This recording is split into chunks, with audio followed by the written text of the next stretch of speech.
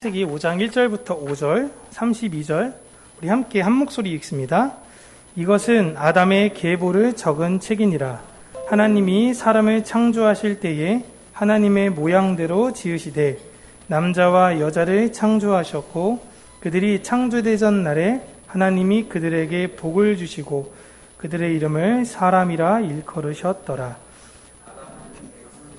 자기의 모양 곧 자기의 형상과 같은 아들을 낳아 이름을 셋이라 하였고 아담은 셋을 낳은 후 800년을 지내며 자녀들을 낳았으며 그는 930세를 살고 죽었더라. 32절입니다.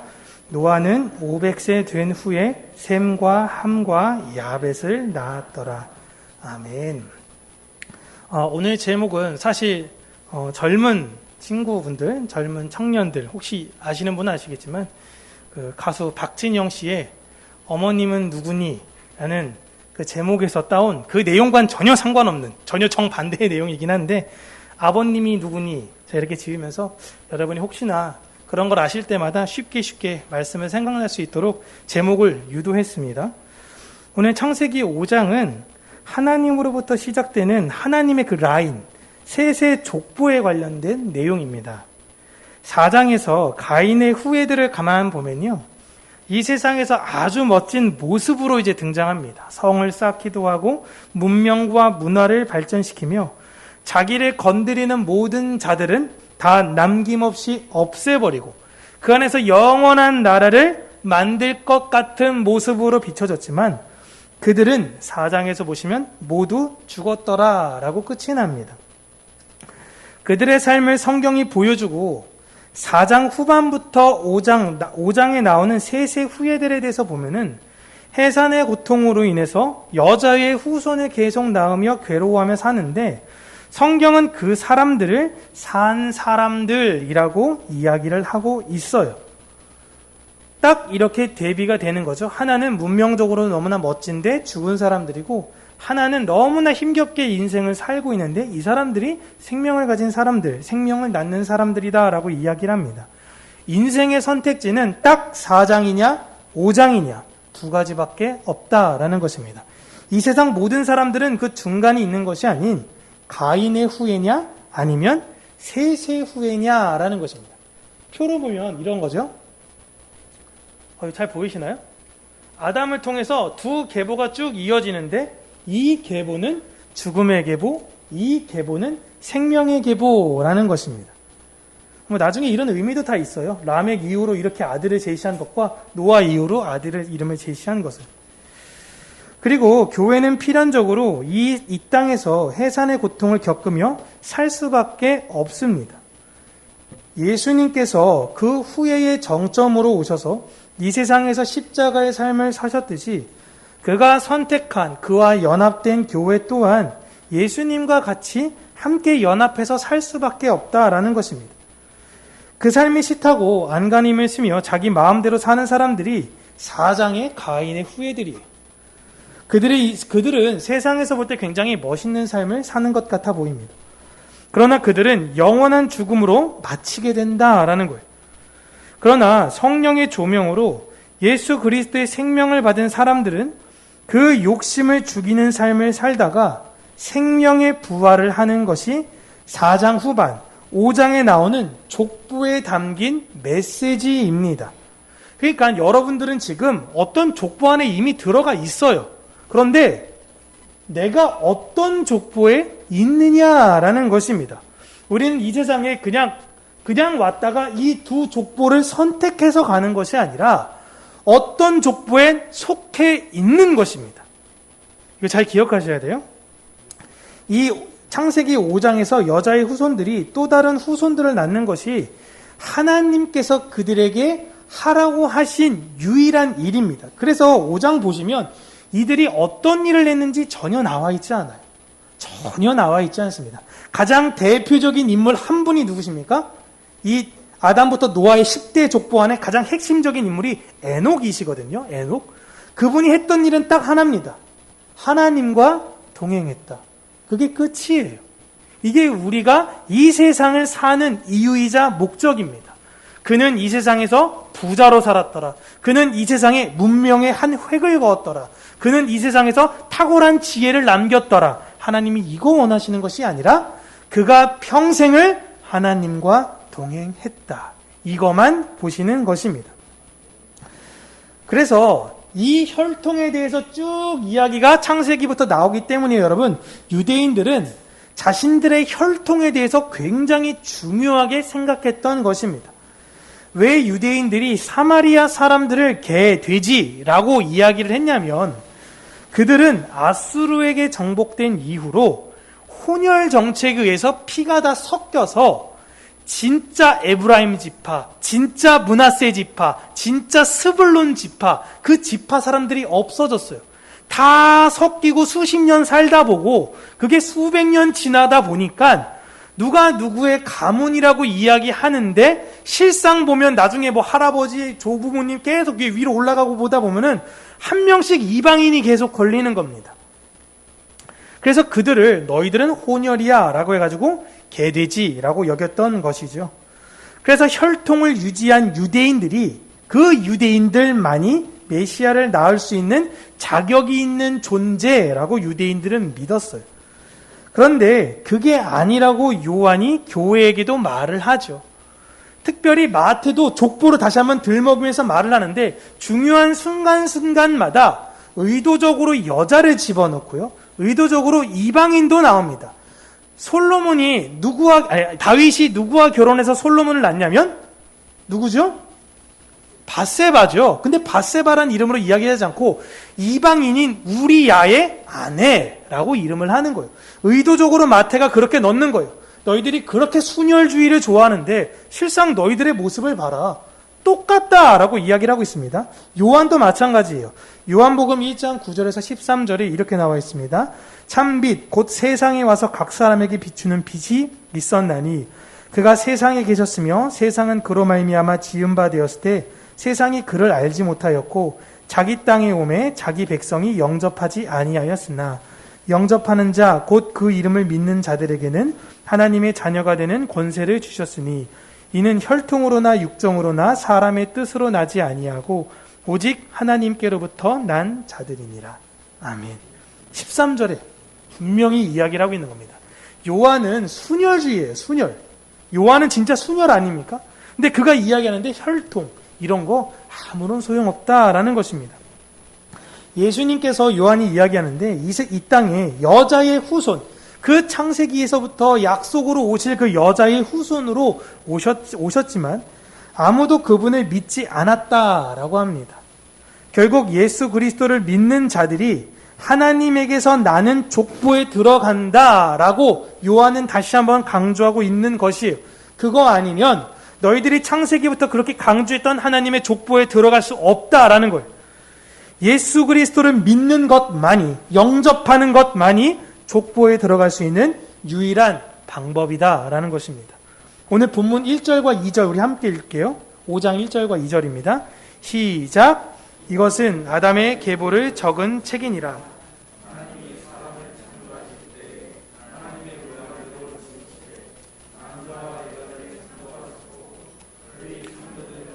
하나님이 그들에게 복을 주시고 그들의 이름을 사람이라 일컬으셨더라. 아멘. 쭉 그 다음에 3절부터 나올 때 보면요, 분명히 이건 아담의 계보를 적은 책이다 라고 이야기를 하죠. 여러분 전에 보시면, 전에 한번 넘겨주시겠어요? 족보로요? 족보 보시면 아담의 후예는 사실상 둘 아닌가요? 가인도 아들이고 셋도 아들입니다. 그런데 그 뒤로 보시면 3절부터 의도적으로 이 집안은 아예 생략해버립니다. 하나님이 보시는 가정은 이 계통이다 라고 지금 이야기를 하고 있는 거예요. 가인은 그 계보에 없다라는 거예요. 그리고 또다시 이 처음의 시작을 보시면 창세기 1장의 내용을 반복하는 것 같아요. 복 준다, 복 준다 이야기하잖아요. 그리고 하나님은 아담과 하와에게 분명히 복을 주셨습니다. 그런데 지금은 복이 끊어졌다라는 거예요. 그건 왜 그러냐면 복이 끊어진 책임이 너희들, 사람에게 있다라는 것을 지금 창세기 5장에서 이야기를 하고 있는 것입니다. 그래서 복이 끊어진 거예요. 원래 너희들은 복이 끊어져야 된다. 하나님이 복을 주셨지만 복이 끊어져야 돼. 그런데 놀랍게 다시금 그 복을 주신다라는 거예요. 근데 그 복의 조건이 무엇이냐? 하나님이 원하시는 후손을 낳는 것이다라는 거예요. 그 후손을 낳는 자만이 그 복을 이어가는 거예요.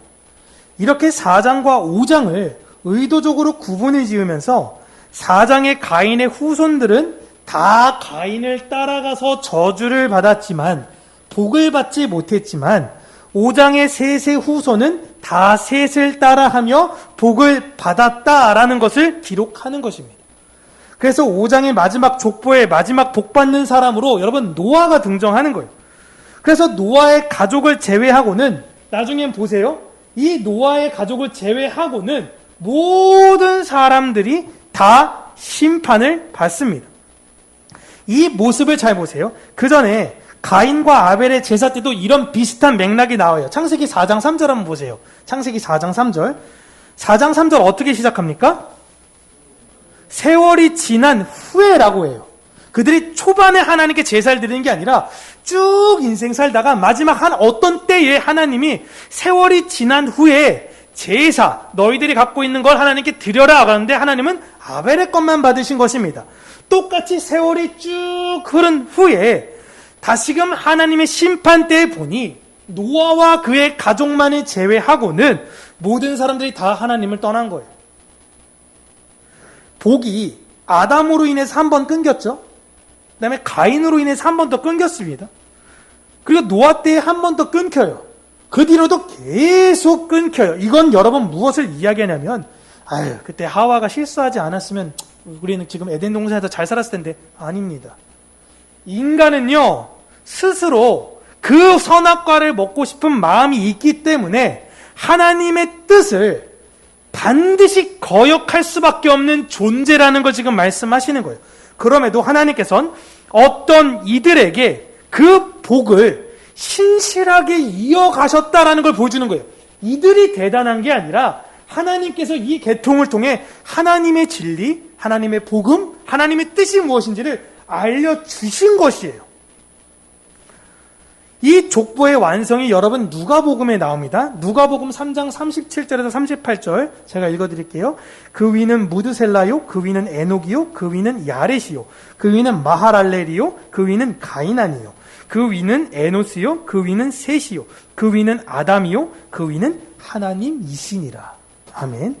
누가복음 3장은 여러분 마리아의 족보입니다. 마태복음은 요셉의 족보고요. 누가복음은 마리아의 족보예요. 족보가 나오는데 여기서 족보를 거꾸로 계속 타고 올라갑니다.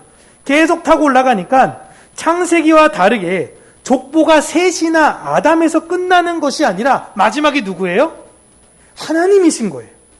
창세기 5장의 족보에는 하나님이 생략되었지만 실상 창세기 5장에서 말하는 건 그 복은 하나님의 복은 계속 너희들 가문을 통해서 이어진다라는 걸 말씀하시는 것입니다. 하나님으로부터 아담, 셋, 에노스, 게난, 여기는 뭐 가이난이라고 했지만 게난 이렇게 그 복은 끊어지지 않을 수 있는 거예요. 그리고 그 족보가 계속 이어져 와서 지금 어디까지 온 겁니까? 대한민국 인천, 서구, 연희동, 729-1 평강교회 여러분들에게 그 복이 온 거예요. 정리하면 여러분 우리부터 족보로 쭉 타고 올라가 보자고요. 우리나라에서부터 족보로 쭉 타고 올라가면요. 누가 나오죠? 중간에 한번? 예수님이 나옵니다. 예수님으로부터 족보로 쭉 타고 올라가면 결국 누가 나오는 거예요? 하나님이 나오는 거예요. 누가복음은 예수님부터 하나님에게까지 이르는 족보였지만 이걸 요한계시록으로 끌고 가요. 요한계시록에 나오는 족보는 다시 오실 예수님 이미 끝났어요. 다시 오실 예수님부터 이미 오신 예수님까지의 족보, 그 다음에 이미 오신 예수님부터 다시금 하나님에게까지 그 족보를 완성한 것입니다. 그 족보에 들어간 사람의 수가 14만 4천 명이에요. 그게 완성된 순 겁니다. 딱 그 인원만큼 들어가는 것이 아니라 구약에 이미 오신 예수님과 하나님 사이의 구약의 12, 이미 오신 예수님과 다시 오실 예수님 사이 신약의 12, 그 12의 완전한 천이 곱해져서 그 무리들만이 하나님 나라에 들어간다라는 것이에요. 그 수가 아직 안 채워진 것이 아니라 우리의 역사로 볼 때는 아직 안 채워졌죠. 예수님 안 오셨으니까. 근데 계시록에 이미 이야기했는데 그 족보에 들어갈 사람은 이미 완성된 거예요. 어떤 족보에 들어가 있느냐의 문제인 것입니다. 그걸 확인한 방법이 내가 지금 누구를 낳고 사는 것과 나는 누구의 뜻에 따라 사느냐라는 것입니다. 즉, 내 아버지가 누구인지로 내 족보가 확인되는 거죠. 너무 단순한 거 아닙니까? 얘들은 그러지 않습니까? 너 아버지 누구셔? 맨날 이렇게 동네에서 물어봤잖아요. 좀 꼴통 같아 보이는 짓거리 하면 누구 집 자식이야? 아버지를 일단은 걸고 넘어가는 거잖아요. 요한복음 8장 42절에서 44절 이렇게 나옵니다. 예수께서 이르시되 하나님이 너희 아버지였으면 너희가 나를 사랑하였으리니 이는 내가 아버지께로부터 나와서 왔음이라. 나는 스스로 온 것이 아니요 아버지께서 나를 보내신 것이니라. 어찌하여 내 말을 깨닫지 못하느냐? 이는 내 말을 들을 줄 알지 못함이로다. 너희는 너희 아비 마귀에게서 났으니 너희 아비의 욕심대로 너희도 행하고자 하느니라. 그는 처음부터 살인한 자요 그 진리가 그 속에 없으므로 진리에 살지 못하고 거짓을 말할 때마다 제 것으로 말하나니 이는 그가 거짓말쟁이요 거짓의 아비가 되었습니다. 아멘. 예수님께서 하나님이 자신들의 아버지라고 철석같이 믿는 그들에게 혈통적으로 우리는 완전 하나님 자손이잖아요. 혈통적으로. 그런데 그렇게 철석같이 믿는 그들에게 너희는 셋의 후예가 아니라 가인의 후예다라고 이야기를 하고 있는 것입니다. 너희들의 역사는 어떻게 돼요? 창세기 4장으로 끝난 거예요. 너희들은 창세기 4장으로 이미 끝났어 라는 거예요. 만약 너희들이 진짜 하나님을 믿었다면 그 여자의 후손, 하와 때부터 약속하신 여자의 후손을 기다렸을 것이고, 그렇게 따졌을 때 나를 못 알아봤을 리가 없다라는 것입니다. 그런데 그들이 예수님을 몰라보는 것으로 봐서 그들은 하나님의 자녀가 아니라 마귀의 자녀다라는 것이죠. 여러분, 우리도 마찬가지입니다. 사람들이 다 예수님을 믿는다고 하면서 다시 오실 예수님을 사실상 아무도 기다리지 않아요. 예수님 오실 거 기다리지 않습니다. 2000년 동안 안 오셨는데. 여러분, 노아 때 2000년 동안 비가 안 왔어요. 비가 뭔지를 몰라요. 그냥 안개가 1, 2년이 아니라 여러분 2000년입니다. 비라는 걸 2000년 동안 한 번도 안 봤는데 뭐 그런 게 내린대요. 어떻게 믿습니까 이걸? 그래놓고 뭐 배 같은 걸 만들어 방주인데 그거 어디다 만들어야 됩니까 여러분? 아니죠 장님. 상식적으로 배를 지금 예를 들어 저희가 가가지고 여기 대양산 위에다가 같이 힘내서 나무를 그러면 무슨 조형물 짓는 줄 알지? 응? 아무도 안 믿어요. 아무도. 지금도 동일한 것입니다. 예수님을 여러분 이 시대에 믿는 사람들이라면 성령님을 못 알아볼 리가 없습니다. 근데 성령님을 모르니까 이상한 걸로 자꾸만 성령의 역사다라고 포장하잖아요. 그 성령님이 그 안에 계시지 않는 자들을 다 마귀의 자녀, 이걸 요한이 말하는 건 적 그리스도라고 이야기하는 것입니다. 그 거짓인 마귀의 후손들은 그 아버지를 닮아 자신의 유익을 위해 상대방을 죽이고 거짓말을 하며 자신만을 위해서 살아간다라고 이야기를 해요. 이게 십계명 2계명이잖아요. 십계명 2계명. 내 유익을 위해서 우상을 만드는 것입니다.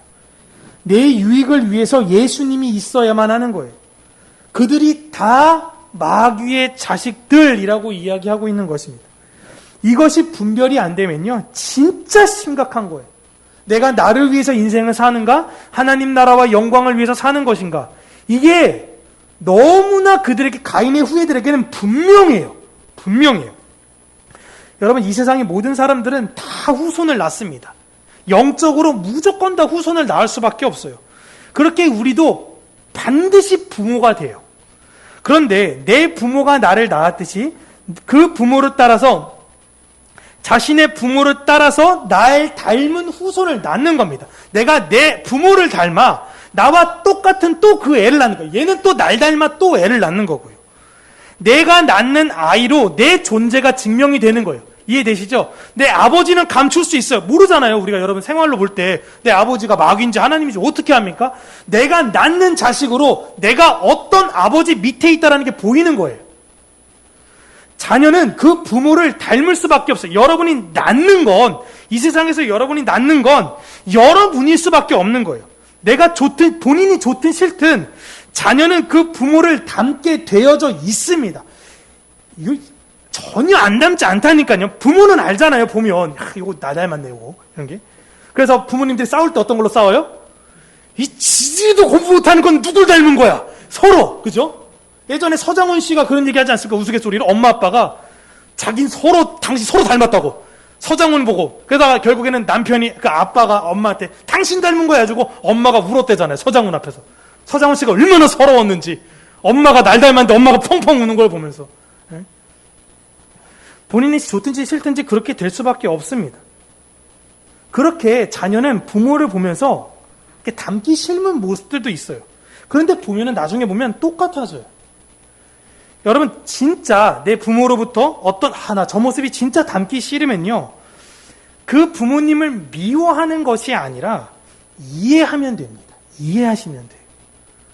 자신이 부모가 되잖아요. 그럼 그때는 합리화를 하게 돼요. 일반적으로.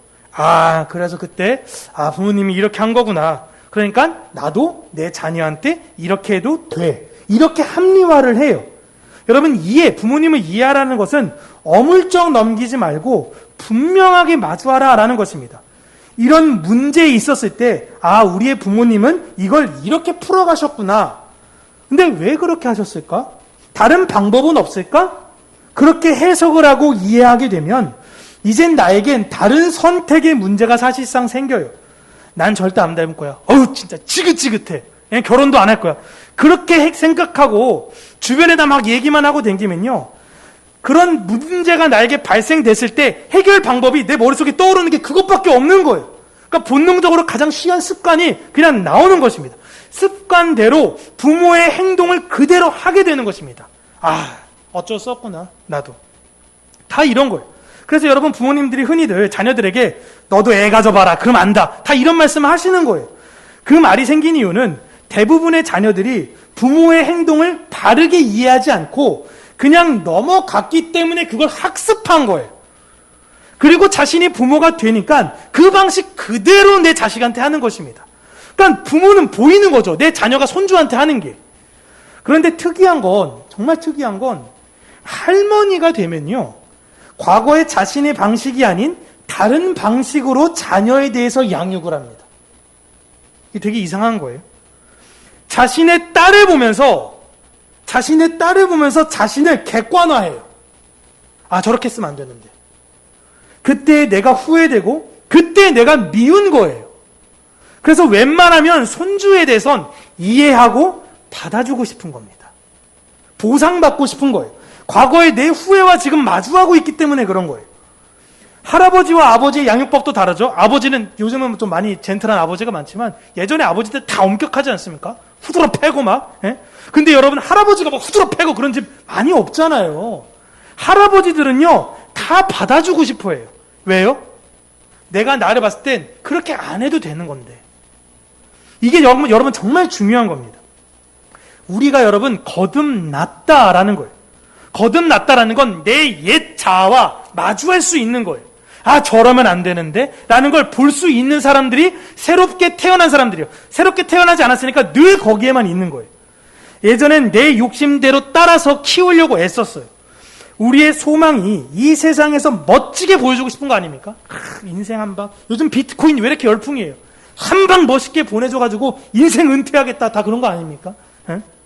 다 그렇게 멋지게 보여주고 싶은데 그렇게 양육하는 것이 아니구나. 그렇게 애를 키워야 되는 것이 아니구나라는 걸 나이가 들면 깨달아 알아요. 우리 또한 마찬가지인 것입니다. 인생을 사는 게 이게 아니구나라는 걸 알면 나에게 예전과 다르게 양육을 해야죠.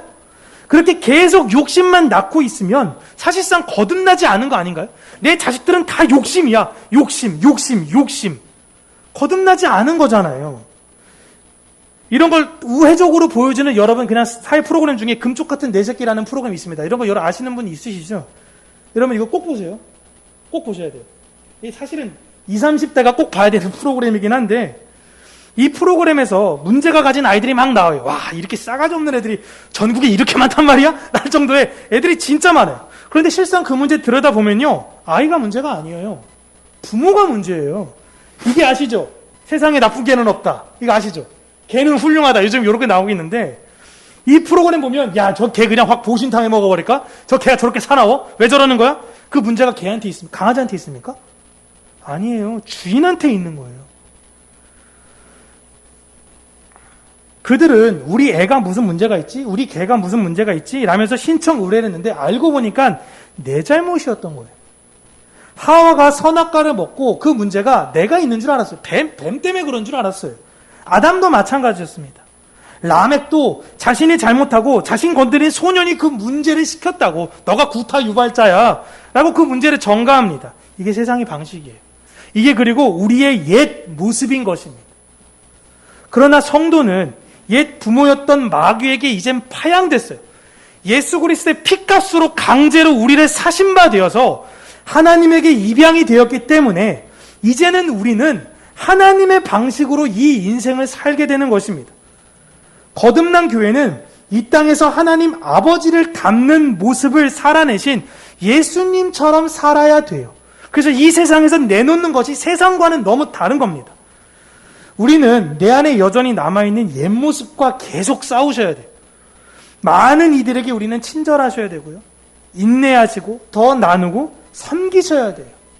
너무 힘들죠, 여러분. 너무너무 힘들어요. 저도 엄청 많이 여러분 무시당합니다. 나이 40 됐으면 여러분 뭐가 보여줘야 될 나이예요, 남자가. 아닙니까? 나이 40 됐으면요, 뭔가 좀 보여줘야 돼요. 이렇게 학교 막 있는 애들 보면은 이제 중소기업, 대기업 다녔던 친구들이 중소기업 가면서 이제 막 거의 입원 바라보고 그냥 이런 애들도 있고 막 보여주는 애들이 많아요. 그러니까 말하는 겁니다. 바울이 형, 요즘 뭐 교회 좀 잘 돼요? 저기 코로나 상황 알면서 왜 물어봐? 이런데 잘 되는 거 아니에요. 그러니까 은연중에 무시하고 깔보고 여지껏 빌라에 살아? 그렇게 살아서 언제까지 그렇게 살려고 그래요? 사람들이 그렇게 할 때 제 마음 가운데 주님 한 분만으로 나는 만족해 이게 아니라 내 마음 가운데서도 자존심 때문에 무너져요.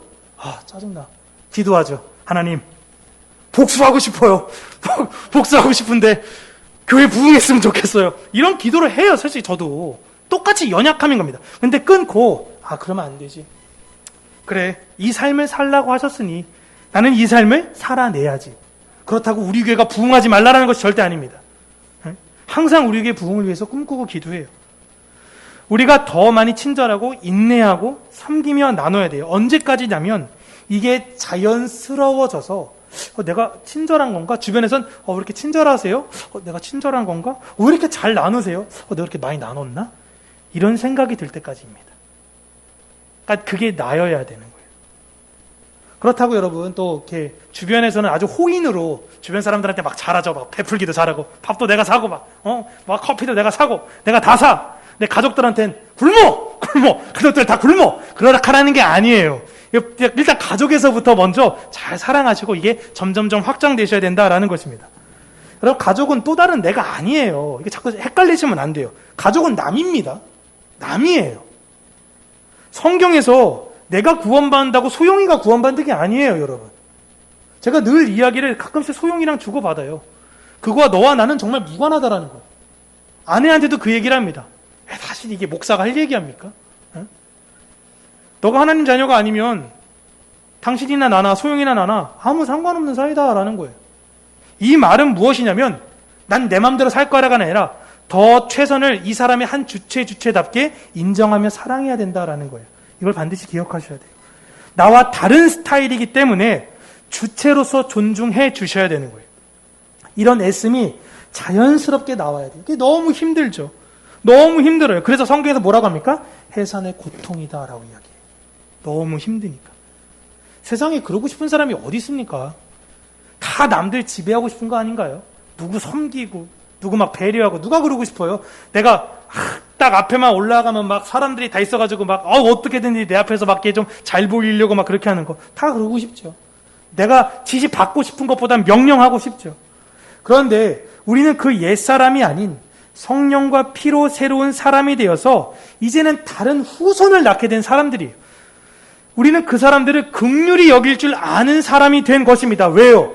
그들의 족보는 끝났으니까. 그들의 족보는 영원한 형벌과 영원한 죽음인 걸 아니까 지금 여기서 거들먹거리는 그들이 화가 날 때도 있지만 불쌍한 거예요. 나 네가 예수님 알았으면 좋겠다. 너 나 믿으세요. 그래. 어쩔 수 없지. 하는 거예요. 그렇게 내 아버지인 하나님을 닮아 이 세상의 여자의 후손을 낳는 것이 우리가 해야 되는 유일한 일인 것입니다. 제가 자꾸만 말씀드릴 때 여자의 후손을 낳는다 자꾸 하니까 한 사람 더 데리고 와서 전도한다 이렇게 생각하시면 안 돼요. 여러분 안에 있는 인격과 여러분 안에 있는 성품과 여러분에 있는 모든 것들이 나오는 것이 여자의 후손을 낳는 행위입니다. 그래서 성경에서 욕망과 욕심이 계속 일어나는 이스라엘을 향해서 호세아가 무엇을 이야기하냐면 너희들이 그렇게 망가진 이유는 하나님을 몰라서 그런 거다라고 이야기합니다. 호세아 4장 1절 우리 함께 읽을게요. 시작.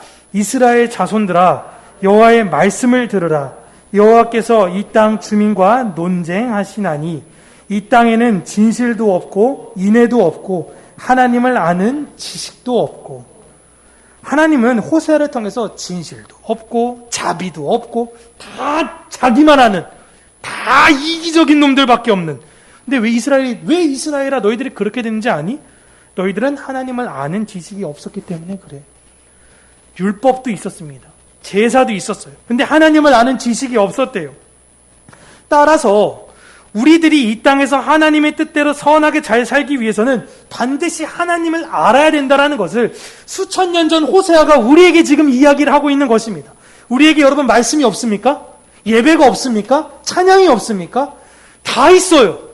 그런데 하나님께서 다시금 말씀하시는 게 한국교회야 너희들이 망가진 이유, 진실도 없고 자비도 없고 너희들만 이기적으로 하는 너희들이 그렇게 된 이유는 하나님을 아는 지식이 없었기 때문이라는 거예요. 하나님 믿지 않아도 여러분 착하게 사는 사람들 엄청 많이 계십니다. 그런데 그들의 선행은요, 무언가를 기대하며 바라는 행위가 있는 거예요. 내가 이렇게 많이 하면 나중에 내 복이 쌓이겠지? 혹은 내가 이렇게 하면 그 복이 나에게 돌아오겠지? 여러분 기독교는 그게 아닙니다. 누가 알아주겠지? 나중에 복 돌아오겠지? 그런 거 없어요.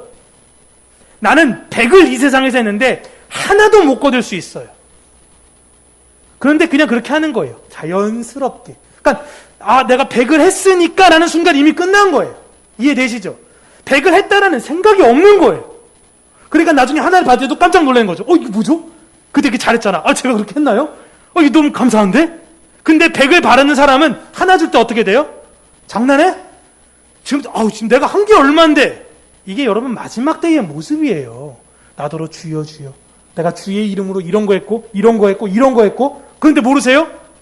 근데 어떤 사람들, 한편에 있는 사람들 어떻습니까? 한 게 없는 것 같은데. 한 게 없는 것 같은데. 그들이 하나님 나라 들어간다라는 것입니다. 하나님을 아는 것은 여러분 부흥회, 사경회, 막 집회, 막 이런 거 다니면서 막 매일 기도원 가고 이렇게 하라는 것이 아닙니다. 가서 열심히 하나님께 부르짖으면 좋죠. 그런데 그렇게 무언가 자꾸만 해서 애쓰려는 것이 아니라 오늘 나에게 주어진 말씀 읽는 거. 큐티할 수도 있고요. 성경을 읽으면서 애쓰고 매일 기도하면서 그 기도를 막 한두 시간 하면 좋지만 아니면 상황이 안 되니까 막 5분, 10분. 그 다음에 내 자신을 끊임없이 관계하면서 돌아보는 거예요. 나는 무엇을 추구하면서 사는가? 무엇을 내가 원하면서 사는가? 그리고 거기서 끝나는 것, 내 생각에서 끝나는 것이 아니라 주변인들에게 하나씩 하나씩 행동하는 거예요. 그게 기독교인들이에요. 그래서 그들을 세상에서 뭐라고 불렀어요? 그리스도인. 생각으로 멈추지 않고 행동으로 보인, 저렇게 희생하고 헌신하는 쪼다 같은 놈들. 그래서 안디옥에 있는 그 쪼다들을 가리켜 세상 사람들이 예수님 닮은 사람이라고 얘기한 거예요. 지가 믿는 스승이 십자가에서 저렇게 죽었으니 똑같이 쪼다같이 저렇게 죽는 거지. 똑같이 쪼다같이 저렇게 하는 거지. 그건 조롱의 말이에요, 여러분. 그리스도인은. 근데 그들은 어땠습니까? 안디옥 교회에서 우와! 우리가 예수님 닮은 사람이라고 주변에서 칭찬하게 들린 거예요. 그게 우리들입니다, 여러분. 이 세상은 여러분 돈이 진실이고 돈이 사랑이다 라고 가르쳐요. 진실이 뭐예요? 돈이에요. 이내가 뭐예요? 돈이에요. 왜 그럽니까? 그 아버지가 그것만 가르쳐서 그런 거예요. 마귀가 이게 전부인 거예요. 이걸 일단 잘라야죠. 하나님 아는 지식을. 왜 좋은 대학 가나요? 왜 좋은 직장 가려고 애쓰죠? 돈이 신분이 된 사회가 되어지지 않았습니까? 이 세상이라는 아버지가 지금 그것을 계속 가르치고 있는 것입니다. 벗어날 수가 없어요, 여러분. 벗어날 수가. 여러분, 우리는 어떤 아버지에게 무엇을 배우고 있나요? 우리는 지금 누구의 자녀입니까? 우리 족보 맨 위에 내 원함과 소망과 내 소망에 계속 위를 따라가니 그 위에 누가 계세요? 하나님이 계십니까? 아니면 마귀가 있나요? 우리의 삶은 지금 어떤가요? 여러분, 연인 관계가 참 좋은 관계다라는 걸 확인하는 것 중에 하나는요, 내가 상대방과 교제를 하는데 상대방으로 자꾸만 내가 사랑하다 보니까 자꾸 자신이 바뀌잖아요. 그 변화가 참 좋다라고 받아들여지면 그 연인의 관계는 참 좋은 관계다라고 하는 것입니다. 이 사람을 닮아가는 게 너무 좋은 거예요. 여러분, 예수 그리스도를 닮아가는 게 기쁘십니까? 아니면 지긋지긋 내가 진짜 천국이 있을지도 모르니까 어쩔 수 없이 여기다 와가지고 일단 해산하는 것이 어디 쉽나요? 저는 잘 모르잖아요. 우리 여자분들은 다 아시잖아요. 해산의 그 고통을. 성경에서 모든 사람들은 다 해산한다고 나왔습니다. 다시 우리가 내일부터 세상에 나아가시면요, 세상의 그 자녀들 속에서 힘겹게 살아야 돼요. 해산의 고통을. 안 해버리면 되지. 안 해버리면. 근데 해산의 고통을 한다라는 것 자체가 힘겹게 살 수밖에 없는 거예요. 그때 여러분 힘내시기를 바랍니다. 막 포기하고 싶을 거예요. 마귀가 계속 포기하라고 할 거예요. 야, 그거 너 진짜 하나님 믿어? 야, 안 되면 어떡해. 너 인생 망하는 거야. 야, 인생 아직 팔팔한데 너를 위해서 투자하고 너를 위해서만 살아가고 너를 위해서만 해야 돼. 라고 이야기를 해요. 이게 틀린 얘기가 아니라니까요, 세상에선. 이게 지금 세상의 룰이에요, 여러분. 근데 성경에서는 너를 위해서 살지 말라라고 자꾸 나옵니다. 그러니까 이게 충돌이 자꾸 나오는 거예요. 뭐지? 라는 거예요. 그때 힘내시길 바랍니다. 힘내서 십자가 버리고 세상 뛰어가고 이렇게 하라는 게 아니라 십자가를 붙드셔야 됩니다. 그리고 그 족보에 들어간 자답게, 십자가를 붙든다는 것 자체가 이미 그 족보 안에 들어가 있는 사람들이에요. 족보에 들어간 자답게 이제 우리는 다시 오실 예수님을 전파하면서 기다리는 거예요. 여자의 후손이 또 다른 후손을 낳으면서 그 메시아가 오실 거야, 메시아가 오실 거야, 기다려야 돼, 기다려야 돼 이야기하듯이 계속 그렇게 예수님을 기다리시며 그 족보에 지금 들어오지 못한 자들을 쥐어박지 마시고 긍휼히 여기시면서 사시기를 주님의 이름으로 축복합니다. 기도하겠습니다. 살아계신 하나님 아버지,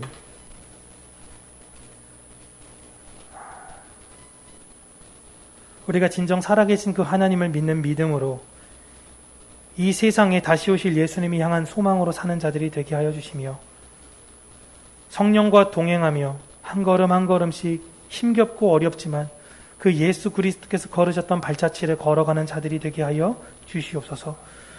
우리의 그 걸음으로 인해 세상은 우리를 조롱하고 세상은 우리를 놀릴 수밖에 없다라고 성경에 기록되어져 있지만 그 성경의 기록처럼 그런 세상의 어려움과 핍박을 받는 자들에게 주어질 그 상을 우리가 다시금 기대하고 고대하며 오늘도 힘겹지만 이 세상 뒤로 하고 십자가 바라보는 우리 평강교회 모든 성도님들이 되게 하여 주시옵소서. 우리가 하고 있는 그 사업장을 통해서 하나님의 나라가 확장되어지기를 원하고 우리의 가정을 통해서 하나님 나라가 확장되어지기를 소원합니다. 이 세상에 흑암에 살고 있는 이들에게 진정 그 진리와 그 빛을 전해주는 자들이 되게 하여 주시고 하나님의 은혜와 사랑 안에서 자족하며 믿음으로 감사하는 심령이 될 수 있도록 은혜에 은혜를 더하여 주시옵소서. 예수님 이름으로 기도합니다. 아멘.